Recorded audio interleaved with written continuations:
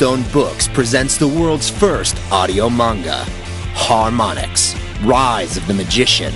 Written by Collin, Earl, and Snelgrove. Music by The Epilogues. Hear more great tracks at theepilogues.com. Can't wait week to week for your fix? Harmonics is also available as an ebook, and the paperback edition is chock full of extra chapters, exclusive content, and the entire first episode of Season 2. Visit collinearl.com to get it and to find news, updates, and more insane stories. Crossing synapses, confusing all I know. Oh no, rather than fight, In the wonderful world of Japanese storytelling, the art of manga is near and dear to our hearts. We also love telling stories through audio, so we decided to combine the two into the world's first audio manga. Thus, Harmonics was born.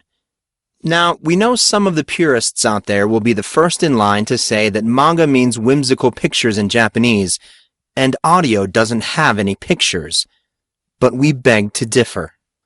Audio pictures exist in the mind's eye, so we encourage our listeners to create their own mental manga as they delve into our story. And just like someone, somewhere, a long time ago, combined audio and book to come up with audiobook, so are we venturing out beyond the edge and combining two words to create a new experience. Season after season of Harmonics will be available in as many formats as we can produce. Audio, ebook, and print will always be out there, but we're also trying to get an actual manga drawn.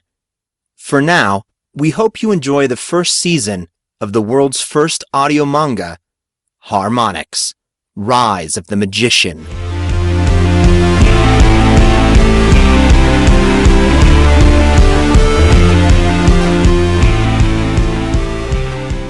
Desert Warfare.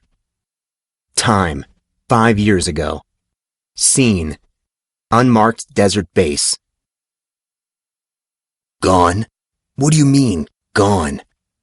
Lab coats, 2 of them, the nondescript kind, stood in front of a suit wearing expensive black glasses.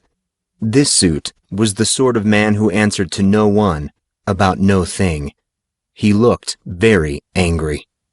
Just what I said. Both projects are gone. It's as if neither ever existed. The lab coat's voice lamented openly. So many years of research, and just after we get the Alpha 1 prototype up and running, and Beta 1 finally shows the signs of the phenomenon, this happens. Up in smoke. Both projects gone, just like that. Control yourself, Doctor. I'm not interested in your emotional turmoil. What I'm not understanding is how a multi-part research project that's worth billions just disappears from one of the most secure facilities in the world. We're not really sure. I checked the weapon last... The suit stepped forward and struck the lab coat in the jaw, sending him sprawling to the floor. We don't use that word around here, Doctor. This isn't that sort of facility. I assumed you were aware of that. The doctor spat blood as tears ran down his face. I apologize, sir. What I meant was that I checked the data feed from the project just last night and everything seemed to be in order. The suit sneered. This is getting us nowhere. Get me security. Let's see what they have to say about it. Security's dead, sir. The doctor fidgeted, still on the floor. That's why we called you. Everyone else is dead. The suit blanched. They're dead? All of them? I handpicked those men myself from the United Delta Force. There's no way that all of them are dead. Not unless they were up against a small army. The second doctor reached into his pocket and held a shaking hand out to the suit. No army, sir. We didn't even hear anything. I think you need to see this. The suit removed his sunglasses and took a small security drive from the doctor's hand. He gave the lab coat a withering look, then walked over to a large display screen, touched a number of on-screen buttons, and placed the drive in a small slot. A security reel started to show a slideshow that none of them would soon forget. The suit's eyes widened. Oh my Death scenes, one after another, flipped across the screen as if the display were nothing more than a family slideshow. The suit examined the timestamp of each still image. The pictures were taken less than an hour ago. This is impossible. The pictures depicted stalagmite-like protrusions jutting up from random places in the room, most running cleanly through bloody fatigue-wearing men. The screen loaded the next slide. More of what the suit could only assume was the security force, completely wasted. Several lightweight Series 7 Vector machine guns were strewn across the floor in each image, but the guns were the only things obviously distinguishable. The rest was a charred, smoking mess. The scene flipped again. Yet more destruction. Doors torn off hinges, terminals and other equipment destroyed, and many more dead in gruesome and deliberate ways. The suit spoke, his voice very quiet. "You're telling me that the entire research facility's security force is dead, and no one saw anything? What about the rest of the staff? The scientists in charge of the project? Are they dead as well?" The lab coat shook his head. I have no idea, and I don't intend to find out. We're leaving right now. Who gave you permission to leave? We still have work to do, Doctor, like figuring out what happened to the projects. Luckily, all the research should be backed up onto the remote data center drives. So really, we just need to contain this incident. Sir? The second lab coat interrupted. I don't think you get it. There is no containing this incident. The lab coat pointed as the last of the reel loaded. The three men stared up at the screen. The lab coat's face beaded up with sweat, fear shining through as the suit's face darkened. The screen depicted a cave of a room. Large servers, huge fans, and suspended steel-framed walkways connecting a variety of different exits and stairways sprouting off into a variety of directions. Easily recognizable, this room was situated deep underground and was the brain of the entire desert facility. It was designed to withstand anything a military could throw at it, from bunker-buster bombs to nuclear warheads. It was ironic, really. The company had designed this place to be impenetrable from the outside, but no one could anticipate every threat. What the hell? The suit's words slurred and shuffled away as he barely comprehended what he saw. In the very middle of the picture, resting directly between two of the largest cloud frames, sat a huge multi-layered crate. Affixed to the crate was a banner with two words on it. Goodbye? The first lab coat's eyes squinted at the chicken scratch painted in huge red letters on the crate. The suit started swearing. He turned and flipped open a communicator.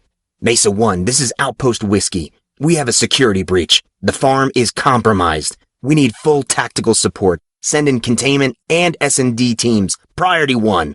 The lab coat stumbled over their words. Sir, do you really think both containment and S&D are needed? The threat seems to be gone. All departments are sealed.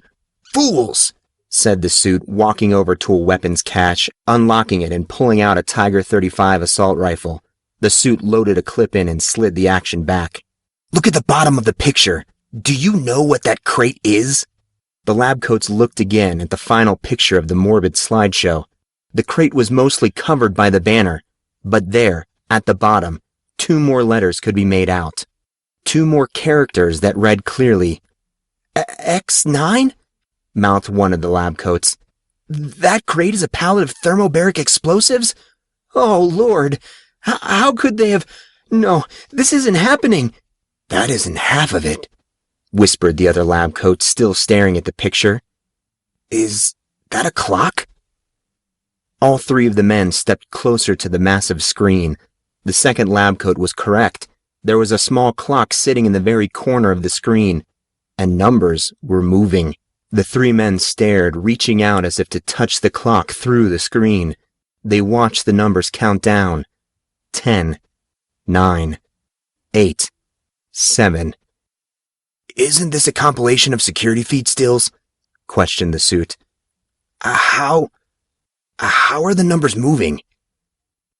The question went unanswered as the countdown hit 0. Harmonics, Rise of the Magician. Written by Collin, Earl, and Chris Snelgrove. Music by The Epilogues.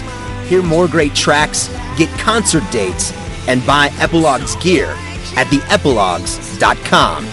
Don't want to wait until the end? Be sure to check out CollinEarl.com for the ebook and paperback editions of Harmonics, packed with extra chapters, exclusive content, and the entire first episode of Season 2.